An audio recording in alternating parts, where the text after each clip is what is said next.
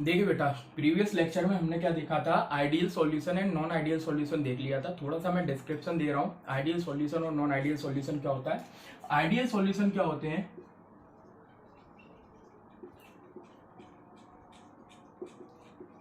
Ideal solution based solution होते हैं जो रॉल्स लॉ को फॉलो करते हैं। जो रॉल्स लॉ को क्या करते हैं, फॉलो करते हैं,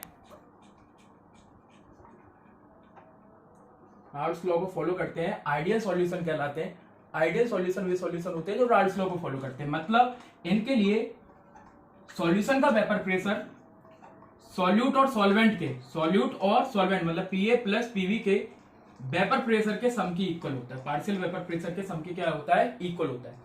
क्या मैं बोल रहा हूं, आइडियल सॉल्यूशन वे सॉल्यूशन होते हैं जो रॉल्स लॉ को फॉलो करते हैं। इनके लिए जो पार्शियल वेपर प्रेशर होता है सॉल्यूशन का, वो किसकी इक्वल होता है, सॉल्यूट एंड सॉल्वेंट के वेपर पार्शियल वेपर प्रेशर के सम के इक्वल होता है। आइडियल सॉल्यूशन कहलाते हैं। बाद बाकी हमने देखा था इनके लिए डेल्टा बी मिक्सिंग की वैल्यू क्या होती है, इज इक्वल टू 0 होती है। मतलब कि जब आप सॉल्यूट और सॉल्वेंट को मिक्स करके सॉल्यूशन बनाते हो तो वॉल्यूम में कोई भी चेंज नहीं आता है। दूसरी चीज क्या होती है, इनके लिए डेल्टा एच मिक्सिंग की वैल्यू भी कितनी होती है बेटा, 0 होती है। मतलब कि ना तो ये हीट एब्जॉर्ब करते हैं, ना ही हीट ये रिलीज करते हैं। मतलब ना तो ये एंडोथर्मिक होती है, ना ही एक्सोथर्मिक होते हैं। ठीक है, तो इनके लिए डेल्टा एच मिक्सिंग 0 होता है, डेल्टा वी मिक्सिंग भी क्या होता है, 0 होता है। ये आप थोड़ा सा क्या रखेंगे, याद रखेंगे, रॉल्स लॉ को फॉलो करते हैं।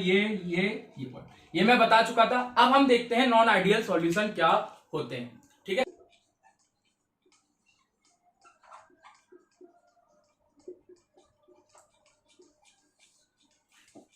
Non ideal solution, non ideal solution वे सॉल्यूशन होते हैं जो क्या है, आपका रॉल्स लॉ को फॉलो नहीं करते हैं। ठीक है, नॉन आइडियल सॉल्यूशन आर दो solution which does not obey Raoult's law on entire concentration and temperature. जो क्या है आपका कंसंट्रेशन एंड टेम्परेचर की रेंज पर, entire range of concentration and temperature does not follow Raoult's law are called non ideal solution. तो non ideal solution वे solution होते हैं जो क्या है आपका रॉल्स लॉ को फॉलो नहीं करते, does not follow Raoult's law. पहला पॉइंट तो यही हो गया, does not follow Raoult's law.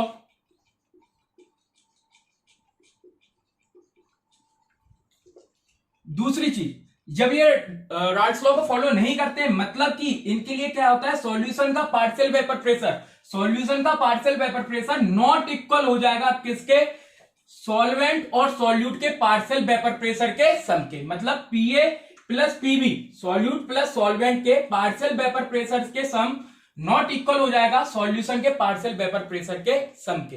ठीक है, रॉल्स लॉ में क्या होता है, इज इक्वल होता है, ये फॉलो नहीं करते, मतलब क्या हो जाएगा, नॉट इक्वल। मतलब इनका पार्शियल वेपर प्रेशर, मतलब कि जब आप सॉल्यूशन का पार्शियल वेपर प्रेशर चेक करते हो तो रॉल्स लॉ से कभी ज्यादा निकलता है, कभी क्या निकलता है, कम निकलता है, इज इक्वल नहीं निकलता है। रॉल्स लॉ की इक्वल नहीं निकल रहा है सॉल्यूशन का पार्शियल वेपर प्रेशर, मतलब कि ये रॉल्स लॉ को फॉलो नहीं कर रहा है, ज्यादा निकल सकता है या कम निकल सकता है। इसी तरीके से इनके लिए डेल्टा बी मिक्सिंग की वैल्यू भी क्या होती है, नॉट इक्वल टू 0 होती। क्यों होती है आगे देखेंगे हम।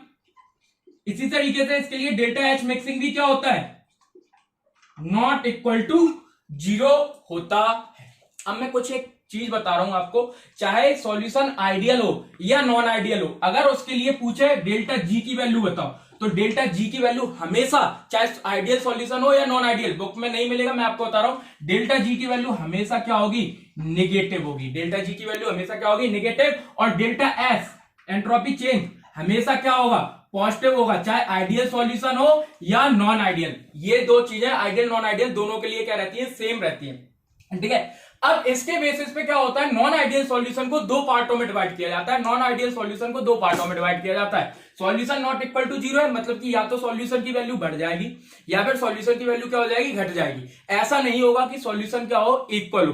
ठीक है, घटने या बढ़ने के बेसिस पे क्या अपन दो प्रकार में नॉन आइडियल सॉल्यूशन को डिवाइड करते हैं, non ideal solution having positive deviation, non ideal solution having negative deviation. ये हम प्रीवियस क्लास में पढ़ चुके थे, प्रीवियस लेक्चर में मैंने क्या है डिस्कस कर लिया था। अब हम देखते हैं non ideal solution having positive deviation क्या होता है, non ideal solution having negative deviation क्या होता है। ठीक है, इतना आप नोट कर लीजिए।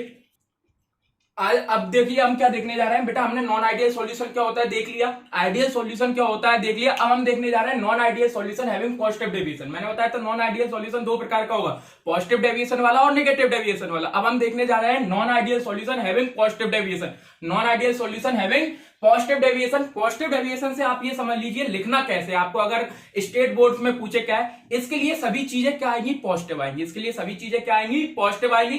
क्यों आएंगी वो हम डिस्कस करते हैं, ठीक है। मतलब इसके लिए क्या होगा, पीएस क्या होगा, ग्रेटर देन होगा पीए प्लस पीबी से।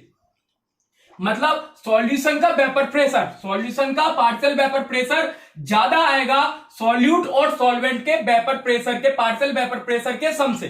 सॉल्यूट एंड सॉल्वेंट के पार्शियल वेपर प्रेशर के सम से ज्यादा आएगा सॉल्यूशन का पार्शियल वेपर प्रेशर। क्यों आएगा, उसका रीजन है, उसका रीजन क्या है, इसके लिए जो एबी अट्रैक्शन होता है, इसके लिए एबी अट्रैक्शन मतलब सॉल्यूट और सॉल्वेंट, देखो सॉल्यूशन है,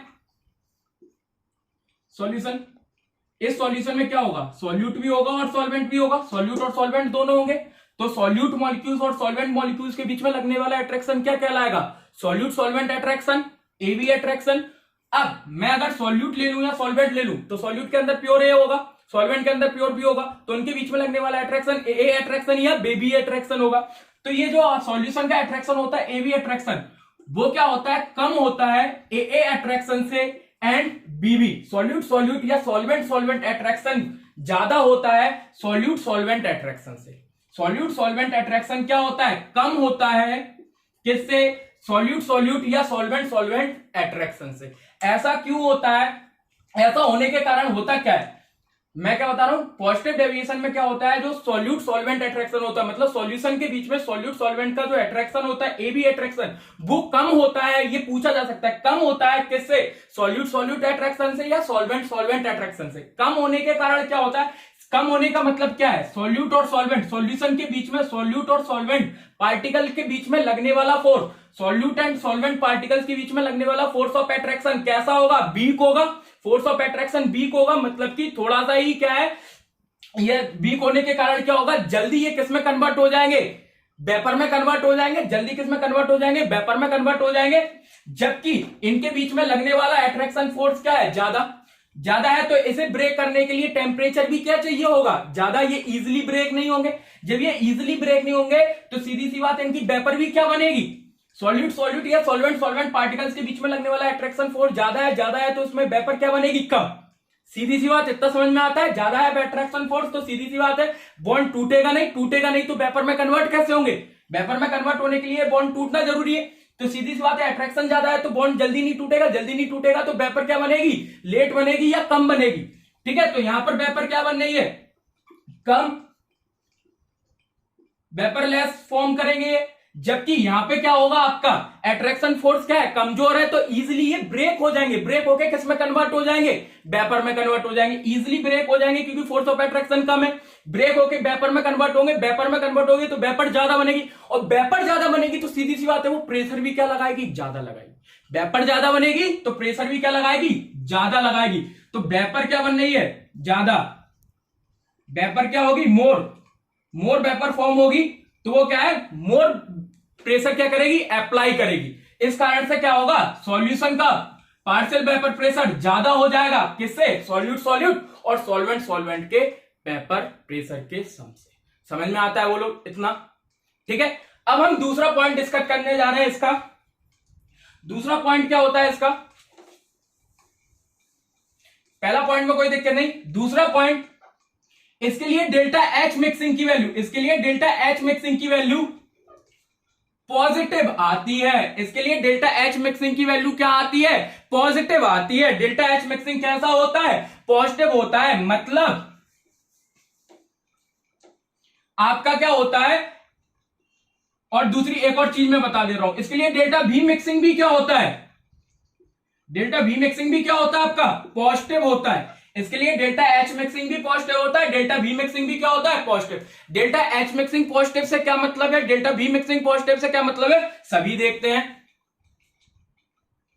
ठीक है। डेल्टा एच मिक्सिंग पॉजिटिव से क्या मतलब होता है, डेल्टा बी मिक्सिंग से मतलब से पॉजिटिव क्या होता है, डेल्टा एच मिक्सिंग पॉजिटिव है, इसका मतलब ये है ये आपकी कैसी रिएक्शन है, आपका इंडोथर्मिक रिएक्शन है। ये कैसी रिएक्शन होगी, इंडोथर्मिक रिएक्शन होगी। कौन सी रिएक्शन होगी, इंडोथर्मिक रिएक्शन होगी। इंडोथर्मिक मतलब क्या होता है, क्यों होगी इंडोथर्मिक रिएक्शन, समझिए। यहां पर ए एंड बीबी के बीच में लगने वाला अट्रैक्शन फोर्स क्या है, ज्यादा है।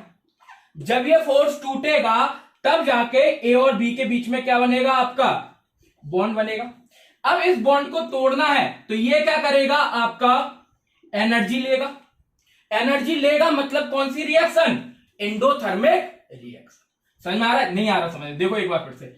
यहां पर मैं क्या बोला था मैंने कि ए बी अट्रैक्शन लेस होता है, ए अट्रैक्शन और बी बी अट्रैक्शन क्या होता है, ज्यादा होता है। अट्रैक्शन ज्यादा है, जब ये अट्रैक्शन फोर्स टूटेगा तभी तो ए और बी के बीच में अट्रैक्शन बनेगा। मतलब यहां से ए के मॉलिक्यूल्स फ्री होंगे, यहां से बी के मॉलिक्यूल्स फ्री होंगे। तो फ्री होने के लिए इन दोनों के बीच में लगने वाला फोर्स टूटना जरूरी है। उसके लिए क्या लेना पड़ेगा, इन्हें एनर्जी लेना पड़ेगा। एनर्जी लेंगे तो डेल्टा एच की वैल्यू क्या हो जाएगी, पॉजिटिव। डेल्टा एच पॉजिटिव मतलब क्या, एनर्जी एब्सॉर्ब की, मतलब कौन सी रिएक्शन, इंडोथर्मिक रिएक्शन। ठीक है, जब ये बॉन्ड टूटेगा तब ए बी के बीच में क्या बनेगा, अट्रैक्शन, इसलिए डेल्टा एच पॉजिटिव होता है।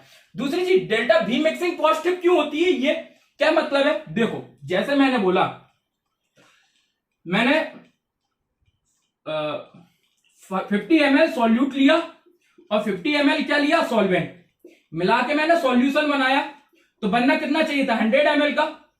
ये 100 ml का बनता तब अगर आइडियल सॉल्यूशन होता। ये नॉन आइडियल सॉल्यूशन है, मतलब इसके लिए या तो सॉल्यूशन बढ़ेगा या सॉल्यूशन घटेगा। अब नॉन आइडियल सॉल्यूशन में भी ये कैसा है, पॉजिटिव डेविएशन, मतलब इसके लिए वॉल्यूम क्या हो जाएगा, क्या होगा, बढ़ेगा, इंक्रीज होगा, पॉजिटिव होगा। मतलब ये होना चाहिए था 100 ml, ये हो जाएगा 101 ml या 102 ml, ऐसा कुछ हो जाएगा। मतलब यहां पर वॉल्यूम क्या हो गया, बढ़ गया। वॉल्यूम क्या हो गया, बढ़ गया। रटना नहीं है, मैं बताता हूं वॉल्यूम क्यों बढ़ रहा है। देखिए डेल्टा बी मिक्सिंग पॉजिटिव क्यों, डेल्टा एच मिक्सिंग पॉजिटिव क्यों होता है, क्लियर। अब डेल्टा बी मिक्सिंग पॉजिटिव क्यों होता है, देखिए आप नोट करते जाइएगा स्क्रीनशॉट लेके। डेल्टा बी मिक्सिंग पॉजिटिव होने के पीछे का रीजन ये है, देखो आप, डेल्टा वी मतलब वॉल्यूम का बढ़ना। अगर मॉलिक्यूल्स दूर दूर हैं तो सीधी सी बात है वॉल्यूम क्या हो गया, बढ़ गया। मैंने क्या बोला, सॉल्यूशन के अंदर ए और बी के बीच में लगने वाला अट्रैक्शन फोर्स क्या है, कम। फोर्स कम है, फोर्स डायरेक्टली प्रोपोर्शनल होता है 1 रेडियस के। आप लोगों ने 12th में भी पढ़ा होगा, F = K Q1 Q2 upon R²। मैं डायरेक्टली प्रोपोर्शनल 1/R² लगा रहा हूं, थोड़ा सा समझिए। मतलब अगर रेडियस ज्यादा है तो फोर्स कम है, मतलब यहां पर फोर्स कम लग रहा है ए और बी के बीच में, मतलब रेडियस क्या है, ज्यादा। और रेडियस अगर ज्यादा है मतलब सीधी सी बात है मॉलिक्यूल्स दूर दूर है, वॉल्यूम क्या हो जाएगा, बढ़ जाएगा। ए में लगने वाला अट्रैक्शन क्या था, ज्यादा था, मतलब यहां पर क्या होगी, रेडियस कम। बीवी में लगने वाला फोर्स ऑफ अट्रैक्शन ज्यादा था, यहां पर रेडियस क्या होगी, कम। लेकिन एवी में लगने वाला फोर्स ऑफ अट्रैक्शन क्या है, कम, मतलब रेडियस क्या होगी, ज्यादा। रेडियस ज्यादा मतलब मॉलिक्यूल्स दूर दूर है, मॉलिक्यूल्स दूर दूर है तो वॉल्यूम क्या होगा, बढ़ेगा। वॉल्यूम क्या होगा, बढ़ेगा। इस कारण से डेल्टा बी मिक्सिंग क्या हो जाता है, पॉजिटिव हो जाता है। इसलिए डेल्टा बी मिक्सिंग क्या हो जाता है, पॉजिटिव हो जाता है।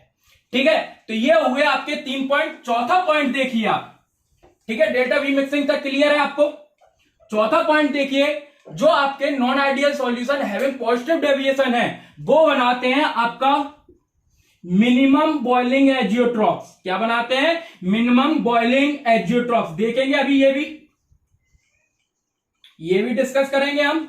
ये क्या बनाते हैं, मिनिमम बॉइलिंग एजियोट्रॉप्स बनाते हैं। क्या बनाते हैं, मिनिमम बॉइलिंग एजियोट्रॉप्स। ठीक है, ये अभी देखते हैं क्या होता है। अभी मैं नेगेटिव डेविएशन डिस्कस कर लूं, एग्जांपल देख लीजिए आप।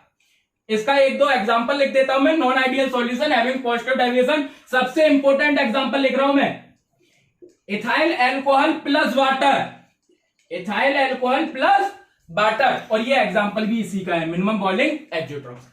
तो मैं अगर आपको पॉजिटिव डेविएशन में जो एग्जांपल बता रहा हूं, मैं आपको पॉजिटिव डेविएशन में जो एग्जांपल बता रहा हूं वो मिनिमम बॉइलिंग एजियोट्रॉप्स के एग्जांपल से हैं। वो किसके एग्जांपल होंगे, मिनिमम बॉइलिंग एजियोट्रॉप्स के। चलिए ठीक है, इतना आप नोट कर लीजिए। फिर हम देखते हैं non ideal solution having negative deviation. चलिए हम आज अब देखने जा रहे हैं, अभी हमने देखा था non ideal solution having positive deviation. याद करने के लिए आप ये याद रख लो, पॉजिटिव डेविएशन में हर चीज पॉजिटिव होगी, नेगेटिव डेविएशन में हर चीज नेगेटिव होगी। बाकी क्यों होगी डिस्कस कर लिया, एक एक चीज बताया है बाकायदा फैक्ट के साथ, कोई भी चीज रटने की नहीं है, आपको समझना है हर चीज, है ना। मैं समझाऊंगा आपको। यहाँ पर negative deviation non ideal solution having negative deviation देख रहे हैं, तो नेगेटिव डेविएशन है, इसका मतलब क्या है? नेगेटिव डेविएशन का मतलब ये होगी, इसके लिए पीएस सॉल्यूशन जो होगा, मतलब सॉल्यूशन का पार्शियल वेपर प्रेशर वो लेस देन होगा सॉल्यूट और सॉल्वेंट के पार्शियल वेपर प्रेशर के सम से, वो लेस देन होगा सॉल्यूट और सॉल्वेंट के पार्शियल वेपर प्रेशर के सम से। मतलब सॉल्यूट और सॉल्वेंट का पार्शियल वेपर प्रेशर का सम ज्यादा होगा सॉल्यूशन के पार्शियल वेपर प्रेशर के सम से। मतलब सॉल्यूशन का पार्शियल वेपर प्रेशर कम आएगा और सॉल्यूट और सॉल्वेंट का पार्शियल वेपर प्रेशर का सम क्या आएगा? ज्यादा आएगा। तो पॉजिटिव डेविएशन में क्या था? पीएस ग्रेटर देन था पीए प्लस पीवी से, जबकि नेगेटिव डेविएशन में क्या होगा? पीएस लेस देन होगा पीए प्लस पीवी से। ध्यान रखना, पॉजिटिव डेविएशन में ग्रेटर देन था पीएस, इसमें पीएस लेस देन होगा, याद रखना, ठीक है। तो क्यों ऐसा हो रहा है? ऐसा इसलिए होता है क्योंकि इसमें एबी अट्रैक्शन, मतलब कि सॉल्यूशन के बीच में सॉल्यूट और सॉल्वेंट का अट्रैक्शन मजबूत होता है किससे? सॉल्यूट सॉल्यूट या सॉल्वेंट सॉल्वेंट अट्रैक्शन से। सॉल्यूट सॉल्यूट और सॉल्वेंट सॉल्वेंट अट्रैक्शन से ज्यादा मजबूत होता है किसका? सॉल्यूशन के पार्टिकल, मतलब सॉल्यूट और सॉल्वेंट के बीच में लगने वाला अट्रैक्शन। सॉल्यूट और सॉल्वेंट के बीच में लगने वाला अट्रैक्शन क्या होता है? आपका मजबूत होता है। क्या होता है? मजबूत होता है। ये अट्रैक्शन क्या होगा? ज्यादा होगा। सॉल्यूट और सॉल्वेंट के बीच में लगने वाला अट्रैक्शन ज्यादा होगा सॉल्यूट सॉल्यूट और सॉल्वेंट सॉल्वेंट के बीच में लगने वाले अट्रैक्शन से। अब जहां यहाँ पे अट्रैक्शन ज्यादा है, अट्रैक्शन फोर्स ज्यादा है, मतलब कि ये ऐसे टाइटली बंधे हुए हैं, तो इन्हें तोड़ने के लिए क्या करना पड़ेगा? तुम्हें टेम्परेचर ज्यादा देना पड़ेगा। या अगर एक कांस्टेंट टेम्परेचर पे देखा जाए, इनमें क्या है? फोर्स वीक है, इनमें फोर्स क्या है? वीक, और इसमें फोर्स क्या है? ज्यादा। तो सीधी सी बात है, कांस्टेंट टेम्परेचर पे या रूम टेम्परेचर पे देखो, रूम टेम्परेचर पे ही होता, ठीक है ये सब। तो रूम टेम्परेचर पे मैंने देखा कि इनमें फोर्स क्या था? वीक था। तो वीक होने के कारण ये इजीली किसमें कन्वर्ट हो गए? वेपर में। जबकि एबी अट्रैक्शन क्या था? ज्यादा था। एबी अट्रैक्शन मतलब फोर्स ज्यादा है, फोर्स ज्यादा है तो ये इजीली क्या है? वेपर में कन्वर्ट नहीं हो पाएगा। जब ये वेपर में इजीली कन्वर्ट नहीं हो पाएगा तो वेपर प्रेशर ज्यादा कैसे लगाएगा? ठीक है, तो ये इजीली वेपर में कन्वर्ट नहीं हो पाया तो इसका वेपर प्रेशर क्या हो गया? कम हो गया। वेपर प्रेशर कम क्यों हो गया? क्योंकि इसने वेपर भी क्या बनाई? कम। क्यों बनाई? क्योंकि इसके सॉल्यूट और सॉल्वेंट के बीच में लगने वाला अट्रैक्शन क्या था? ज्यादा था। जबकि यहां सॉल्यूट सॉल्यूट और सॉल्वेंट सॉल्वेंट के बीच में लगने वाला अट्रैक्शन क्या था? कम था। तो सीधी सी बात है, ये इजिली टूट गए इजिली, तो किसमें कन्वर्ट हो गए? वेपर में कन्वर्ट हो गए। इन्हें ज्यादा वेपर बनाई। जब ये ज्यादा वेपर बनाएंगे तो ज्यादा वेपर प्रेशर लगाएंगे, ठीक है। तो इसलिए इनका वेपर प्रेशर का सम ज्यादा होता है और इसका वेपर प्रेशर क्या होती है? कम होता है। पार्शियल वेपर प्रेशर सॉल्यूशन का कम होता है और सॉल्यूट सॉल्वेंट का पार्शियल वेपर प्रेशर ज्यादा होता है। बोलो इतना समझ में आता है? अब आप देखिए आगे नेक्स्ट सेकंड, ये वाला पॉइंट नोट कर लीजिएगा, है ना, स्क्रीनशॉट लेके। सेकंड पॉइंट इसमें क्या आ जाएगा? एक तो ये आ गया पीएस, पीए प्लस पीवी, रीजन भी बता दिया। दूसरा होगा इसके लिए डेल्टा वी मिक्सिंग नेगेटिव होगा। डेल्टा वी मिक्सिंग क्या होगा? नेगेटिव। डेल्टा एच मिक्सिंग भी क्या होगा? नेगेटिव होगा। डेल्टा एच मिक्सिंग क्या होगा? नेगेटिव होगा। मतलब ये जो रिएक्शन होगी ये एक्सोथर्मिक रिएक्शन होगी। ये जो रिएक्शन होगी एक्सोथर्मिक रिएक्शन होगी। हम याद रखेंगे कौन सी रिएक्शन होगी? एक्सोथर्मिक रिएक्शन होगी। कौन सी रिएक्शन होगी? एक्सोथर्मिक। मतलब डेल्टा एच की वैल्यू क्या आई? नेगेटिव आई। इसके लिए डेल्टा वी नेगेटिव कैसे? मतलब वॉल्यूम क्या हो गया? कम हो गया। इसमें वॉल्यूम बढ़ेगा नहीं, इसमें वॉल्यूम कम हो जाएगा। 50 ml सॉल्यूट, 50 ml सॉल्वेंट बनना कितना चाहिए था? 100 ml, ये बन जाएगा 99.5। तो 0.5 ml क्या हो गया? कम हो गया। क्यों? वही देखो, ए बी अट्रैक्शन ज्यादा है तो ए मॉलिक्यूल्स बी मॉलिक्यूल्स के पास होगा, जबकि इसमें अट्रैक्शन फोर्स क्या है? कम। तो यहां मॉलिक्यूल्स क्या है? दूर दूर। समझो, यहां मॉलिक्यूल्स क्या है? दूर दूर, जबकि यहां मॉलिक्यूल्स क्या है? पास पास। अब बताइए आप, यहां मॉलिक्यूल्स पास पास, यहां मॉलिक्यूल्स दूर दूर, किसका वॉल्यूम ज्यादा होगा? इनका वॉल्यूम ज्यादा होगा और इसका वॉल्यूम क्या होगा? कम। ये क्या है? सॉल्यूशन। तो सॉल्यूशन का वॉल्यूम क्या हो गया? कम, क्योंकि फोर्स ऑफ अट्रैक्शन ज्यादा। फोर्स ऑफ अट्रैक्शन ज्यादा तो मॉलिक्यूल्स क्या? पास पास। पास पास तो वॉल्यूम क्या? कम। ठीक है, तो यहां से वॉल्यूम कम मतलब कि डेल्टा वी क्या हो गया, निगेटिव हो गया। डेल्टा वी क्या हो गया, निगेटिव। मतलब 50 ml मिलके बनना 100 ml चाहिए था सॉल्यूशन, लेकिन सॉल्यूशन बना 99.5। क्यों बना, क्योंकि एवी अट्रैक्शन कैसा है, ज्यादा है। अट्रैक्शन ज्यादा है तो मॉलिक्यूल्स क्या होंगे, पास पास पास पास होंगे, तो सीधी सी बात वॉल्यूम कैसा हो जाएगा, निगेटिव हो जाएगा। अब हम देख रहे हैं डेल्टा वी नेगेटिव क्यों होता है। डेल्टा वी नेगेटिव का मतलब ये कौन सी रिएक्शन होगी, एक्सोथर्मिक रिएक्शन होगी। Exothermic. Delta H negative, delta H negative मतलब ये कौन सी रिएक्शन होगी, एक्सोथर्मिक रिएक्शन होगी। मतलब क्या होता है बेटा, इनमें क्या है, फोर्स ऑफ अट्रैक्शन बहुत कम है, तो ये क्या होता है, जब ये टूटते हैं तो अपनी एनर्जी को क्या करते हैं, रिलीज करते हैं। क्या करते हैं, एनर्जी को रिलीज करते हैं। ये एक्सोथर्मिक रिएक्शन होता है। दूसरा आप समझिए यहां पर E बराबर mc²। मैं थोड़ा सा फिजिक्स लगा देता हूं, ठीक है, अपने तरफ से। क्या होता है यहां पर देखिए, वॉल्यूम क्या हो रहा है, कम। वॉल्यूम कम मतलब मास भी क्या हो रहा है, कम। मास कम होगा तो मास में आई कमी किसमें कन्वर्ट हो जाएगी, एनर्जी में। मास में आई E बराबर mc², मास में आई कमी किसमें कन्वर्ट हो जाएगी, एनर्जी में। फिजिक्स में पढ़ा होगा। तो यहां से जो मास में कमी आई है सॉल्यूशन में, वो किसमें कन्वर्ट हो गई, देखो 50-50, 100 ml की जगह कितना बना, 99.5। मतलब मास में कमी आई, मास में आई कमी कहां कन्वर्ट हुई, एनर्जी में। एनर्जी रिलीज हुई, कौन सी रिएक्शन, एक्सोथर्मिक। रटने का नहीं, ठीक है। तो E बराबर mc² से भी आप कंपेयर करके देख सकते हो, वरना जनरली आप तो याद रखो कौन सी रिएक्शन होती है, एक्सोथर्मिक। 500 तरीके होते बताने के, ठीक है। तो इतना आप नोट कर लीजिए। हाँ, एक और पॉइंट बहुत इंपॉर्टेंट, 4, मैंने क्या बताया था उसमें, पॉजिटिव डेविएशन कौन सा शो करता है, मिनिमम बॉइलिंग एजियोट्रॉप्स शो करते हैं, जबकि ये नेगेटिव डेविएशन बनाते हैं मैक्सिमम बॉइलिंग एजियोट्रॉप्स। क्या बनाते हैं, maximum boiling azeotropes, maximum boiling azeotropes बनाते हैं। एग्जांपल एक देख लेते हैं, HCl plus H2O, HCl plus H2O, ठीक है।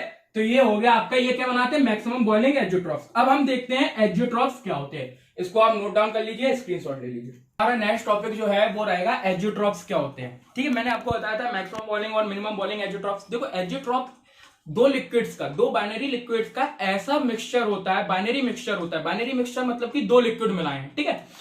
तो एजियोट्रॉप दो से ज्यादा का भी हो सकता है, लेकिन सिलेबस में आपके क्या है, दो ही लिक्विड का क्या है, आपका मिक्सचर है, ठीक है। तो एजियोट्रॉप दो लिक्विड का ऐसा मिक्सचर होता है जो अपने कंपोजिशन में चेंज किए बिना, ध्यान से सुनना, एजियोट्रॉप दो लिक्विड का ऐसा मिक्सचर होता है जो अपने कंपोजिशन में चेंज किए बिना एट कांस्टेंट टेम्परेचर पे क्या हो, एक कांस्टेंट टेम्परेचर पे क्या हो, बॉयल हो। एक कांस्टेंट टेम्परेचर पे क्या हो, बॉयल हो। एजियोट्रॉप कहलाता है, एजियोट्रॉपिक मिक्सचर कहलाता है। ध्यान सुनिए, एजियोट्रॉपिक मिक्सचर दो लिक्विड का ऐसा मिक्सचर होता है जो अपने कंपोजिशन में चेंज किए बिना, जो अपने कंपोजिशन में चेंज किए बिना एक कांस्टेंट टेम्परेचर पे, एक कांस्टेंट टेम्परेचर पे क्या होता है, बॉयल होता है। क्या कहलाता है, एजियोट्रॉप कहलाता है। क्या कहलाता है, एजियोट्रॉप कहलाता है, ठीक है। वो ये डिपेंड नहीं करता कि आपका बॉइलिंग पॉइंट क्या है, इसका बॉइलिंग पॉइंट क्या है, ठीक है। एजियोट्रॉपिक मिक्सचर का अपना डिफरेंट क्या होता है, एक बॉइलिंग पॉइंट होता है। उस बॉइलिंग पॉइंट पे लेके जाओगे तो दोनों लिक्विड जो आपको मिला के आपने एजियोट्रॉपिक मिक्सचर बनाया है, वो दोनों बॉयल होना क्या कर देंगे, स्टार्ट कर देंगे। ऐसा मिक्सचर कहलाता है एजियोट्रॉपिक मिक्सचर। सर समझ में नहीं आया, देखो कोई दिक्कत नहीं। चलिए बेटा, अभी हमने डिस्कस किया था एजियोट्रॉप की डेफिनेशन क्या होती है। अब मैं थोड़ा सा आपको दिखाने की कोशिश कर रहा हूं। हमने डिस्टिलेशन पढ़ा होगा 6th 7th 8th क्लास में। डिस्टिलेशन क्या होता है, डिस्टिलेशन मतलब जब दो लिक्विड मिले हुए हैं उनको अलग करना है, उनको क्या करना है, उनके कंपोनेंट्स को अलग करना है। तो उसके लिए जिस प्रोसेस का यूज होता है डिस्टिलेशन कहलाता है, ठीक है। जैसे अपन ने क्या है, वाटर और NaCl वगैरह मिक्स किया, उसे थोड़ा सा इवोपरेट किया, तो वाटर मॉलिक्यूल्स क्या हो जाएगा, ऊपर चला जाएगा, फिर उसको क्या है, कलेक्ट करोगे लिक्विड फॉर्म में। तो इस तरीके से दोनों को अलग कर लेते हैं, डिस्टिलेशन प्रोसेस होती है, आपको पता होगी, मैं नहीं बता रहा हूं। मैं बता रहा हूं फ्रैक्शनल डिस्टिलेशन क्या होता है। फ्रैक्शनल डिस्टिलेशन क्या होता है, जैसे मैंने एक लिक्विड लिया, लिक्विड सॉल्यूशन लिया, उसमें A है 0.9 और B कितना है 0.1, ये मोल फ्रैक्शन से ले लिया, उनके कंपोनेंट को ले लिया। मैंने A को 0.9 पार्ट लिया और B को कितना लिया 0.1, दोनों का मिक्सअप क्या होगा, 1 मोल फ्रैक्शन का सम होता है। अब जब ये क्या होगा, रूम टेम्परेचर पे, एट रूम टेम्परेचर पे ये क्या होगा, इवोपरेट होगा, वेपर बनाएगा।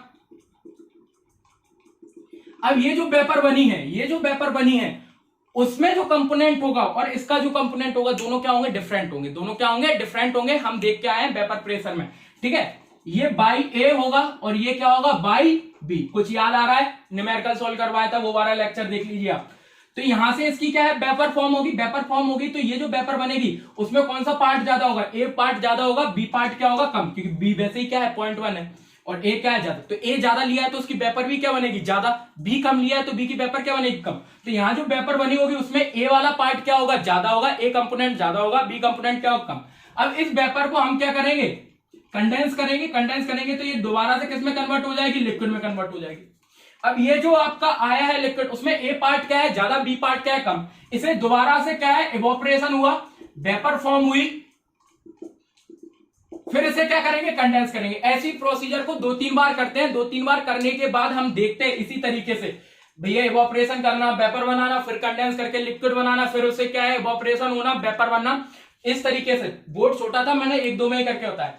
फिर क्या होगा यहां से ये वेपर बनेगी, इससे मैं कंडेंस करूंगा, यहां पर क्या आ गया एक लिक्विड, ठीक है। 3-4 बार करने के बाद एक लिक्विड मिला, इसमें मान लो ए का कंपोनेंट था 0.6 और बी का कंपोनेंट है 0.4। अब इसकी जो वेपर बनी, मैंने देखा इसकी जो वेपर बनी, वेपर में भी क्या है ए का कंपोनेंट कितना निकल के आया 0.6 और बी का किसमें कितना निकल के आया 0.4। मतलब यहां पर जो आपका लिक्विड की कंपोजिशन थी वो किसकी इक्वल हो गई, वेपर की कंपोजिशन की। यहां पर देखो आप लिक्विड में कितना है ए वाला पार्ट 0.6, बी कितना है 0.4 और वेपर फॉर्म में भी कितना है, इसे एक्स से लिख दे रहा हूं आपको और समझने के लिए, ठीक है। वेपर फॉर्म में बाई ए से डिनोट करते थे, याद करो, तो बाई ए कितना हो गया 0.6 बाई बी, मतलब कि यहां पर लिक्विड फेज में, ठीक है, और वेपर फेज में कंपोजिशन क्या हो गई सेम, लिक्विड फेज में और वेपर फेज में कंपोजिशन क्या हो गई सेम। अब आप इस मिक्सचर को कितने भी बार डिस्टिल्ड कर लीजिए इसकी कंपोजिशन कम नहीं होगी। मतलब अब इसे मैं कंडेंस करूंगा, यहां पर जो लिक्विड आएगा, आप सीधी सी बात है, इस कंपोजिशन की ये वेपर बनी है तो ये जो लिक्विड होगा किसकी इक्वल होगा, इस कंपोजिशन की इक्वल होगा कि नहीं, इसी को तो कंडेंस किया है, और ये दोनों आपस में क्या होंगे इक्वल होंगे। मतलब अब ये जो मिक्सचर मिल गया है ये मिक्सचर है एज़ोट्रोपिक मिक्सचर। तो एज़ोट्रोपिक मिक्सचर वो मिक्सचर होता है जिसमें वेपर फेज में और लिक्विड फेज में कंपोजिशन सेम होती है। एज़ोट्रोपिक मिक्सचर वह मिक्सचर होता है जिसकी वेपर फेज में और लिक्विड फेज में कंपोजिशन क्या होती है सेम होती है। अब आप कितने बार भी फ्रैक्शन डिस्टिलेशन कर लीजिए इसकी कंपोजिशन चेंज नहीं होगी, इसकी कंपोजिशन चेंज नहीं होगी। याद करो एज़ोट्रोप की डेफिनेशन मैंने क्या बोला था, कंपोजिशन में कोई चेंज नहीं आएगा। अब ये जो मिक्सचर मिला है ये एक कांस्टेंट टेम्परेचर पे क्या होगा बॉयल होगा, इसलिए इसे बोला जाता है एज़ोट्रोपिक मिक्सचर। मतलब अब इसकी कंपोजिशन, तो एज़ोट्रोपिक मिक्सचर की एक और डेफिनेशन क्या मिल सकती है, a mixture which has same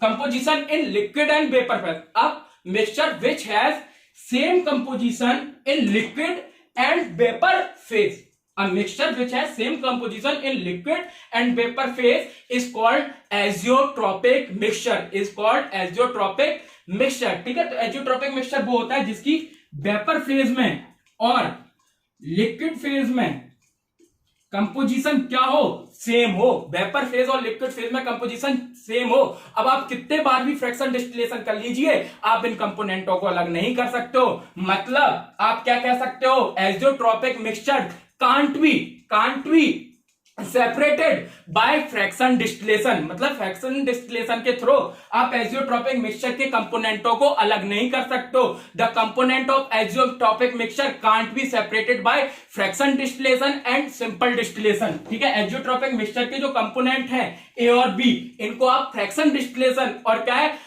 simple distillation के थ्रू आप क्या है अलग अलग नहीं कर सकते हो। ठीक है, क्यों, क्योंकि ये मिक्सचर कैसा है एज़ोट्रोपिक मिक्सचर है। ठीक है, आपका दूसरी चीज, तो फिर सर इसको अलग करने के लिए एज़ोट्रोपिक डिस्टिलेशन का यूज होता है। इसको अलग करने के लिए अगर आपको ये मैंने एज़ोट्रोपिक मिक्सचर दे दिया इथाइल अल्कोहल और वाटर का, मैंने बोला इथाइल अल्कोहल और वाटर को अलग कीजिए, आप फ्रैक्शनल डिस्टिलेशन और सिंपल डिस्टिलेशन से अलग नहीं कर सकते हो। आप जैसे मैंने इथाइल अल्कोहल उठाया और वाटर, ये इथाइल अल्कोहल और वाटर, अगर मैं वाटर लूं 4.1813% और इथाइल अल्कोहल मिलाऊं मैं 95.87, अगर ये कंपोजिशन लेके मैं एक सॉल्यूशन मिक्सचर बनाता हूं, ठीक है, तो याद रखना ये मिक्सचर है एज़ोट्रोपिक मिक्सचर। ये एक कांस्टेंट टेम्परेचर पे बॉयल होगा और आप चाहो तो फ्रैक्शन डिस्टिलेशन से इथाइल अल्कोहल को अलग कर दो या वाटर को अलग कर दो, नहीं कर पाओगे। आप इथाइल अल्कोहल और वाटर को फ्रैक्शन डिस्टिलेशन के थ्रू अलग नहीं कर पाओगे। ठीक है, तो इसके लिए कौन सा डिस्टिलेशन का यूज होगा? इसके लिए जिस डिस्टिलेशन का यूज होगा उसका नाम होगा एजियोट्रोपिक डिस्टिलेशन। किसका यूज होगा? एजियोट्रोपिक। तो याद रखना, एजियोट्रोपिक मिक्सचर को फ्रैक्शन डिस्टिलेशन और सिंपल डिस्टिलेशन से अलग अलग नहीं किया जा सकता, उसके कंपोनेंटों को सेपरेट नहीं किया जा सकता है। ठीक है, अब हम देखते हैं एग्जाम्पल एजियोट्रोपिक मिक्सचर के क्या होते हैं। ठीक है, चलिए आप देखिए इसे। अब मैं एग्जांपल देखता हूं आपका। एजियोट्रोपिक मिक्सचर मैंने बताया था दो प्रकार का होता है। एजियोट्रोपिक मिक्सचर दो प्रकार के होंगे। एक होगा बेटा minimum boiling azeotropes, minimum boiling azeotropes, और होगा दूसरा मैक्सिमम बॉइलिंग एजियोट्रॉप्स।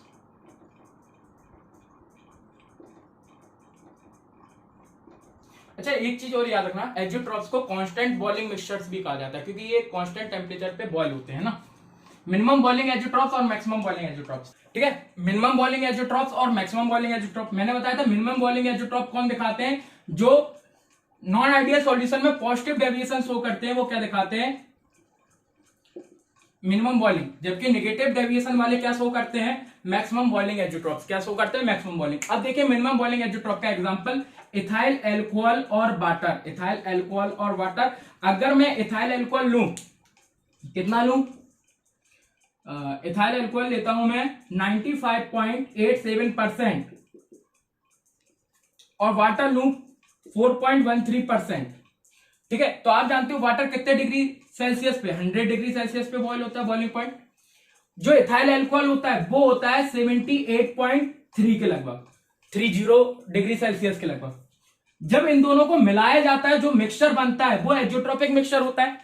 वो आपका जो बॉयल होता है वो होता है 78.2 डिग्री सेल्सियस पे। कितने पे बॉयल होता है? 78.2 डिग्री सेल्सियस। मतलब वो इथाइल एल्कोहल और वाटर दोनों के बॉइलिंग पॉइंट से कम पे जाके क्या हो जाता है? बॉयल होना स्टार्ट कर देता है। तो यहां पर बॉइलिंग पॉइंट क्या हो गया? कम, इसलिए इसे बोला जाता है मिनिमम बॉइलिंग एजियोट्रॉप। क्या बोला जाता है? Minimum boiling azeotrope. देखिए आप इथाइल अल्कोहल और वाटर को इस रेशियो में ही लोगे तभी आपका बनेगा मिक्सचर। ठीक है, अब इसकी कंपोजिशन में चेंज नहीं होगी। ऐसा नहीं है कि आप इथाइल अल्कोहल थोड़ा कम कर दो या वाटर को ज्यादा कर दो, नहीं, कंपोजिशन में चेंज नहीं करना। ये जो मिक्सचर है एजियोट्रोपिक मिक्सचर है, इसकी कंपोजिशन में चेंज किए बिना ये कितने पे बॉयल हो जाएगा? 78.2 डिग्री सेल्सियस पे। दोनों क्या होना स्टार्ट कर देंगे? बॉयल। जबकि आपने देखा वाटर तो 100 डिग्री सेल्सियस पे बॉयल होता है, नहीं, ये मिक्सचर 78.2 डिग्री सेल्सियस पे बॉयल होना क्या कर देगा? स्टार्ट।